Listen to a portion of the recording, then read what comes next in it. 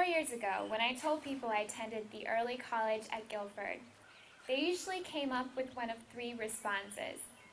Hey, cool. Or, oh really, how do you like it there? Or even, so which middle college program do you attend again? I then faced the serious challenge of explaining the concept of our school to them. It's amazing how our school has evolved since then. We are recognized across the county and nationally for the academic rigor of our school and for the excellent performance of our students. We have spread word about our school to the community, and we have proved to the world that we are an established educational institution and not a program. Now we've finally made it 4 years through our school and reflect on how our graduation marks a major transition point for ourselves and for our parents who are transitioning from the verge of financial stability to monthly hysteria.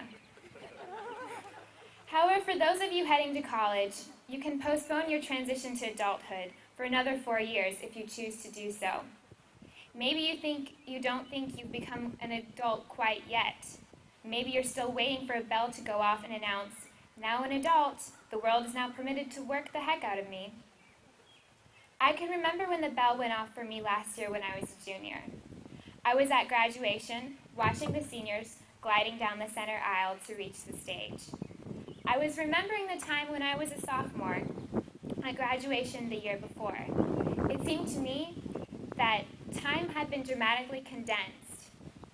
I realized 1 year had already passed, yet my memories of attending graduation as a sophomore still seemed so recent. At that moment, my internal bell went off, and I realized how little time I had remaining.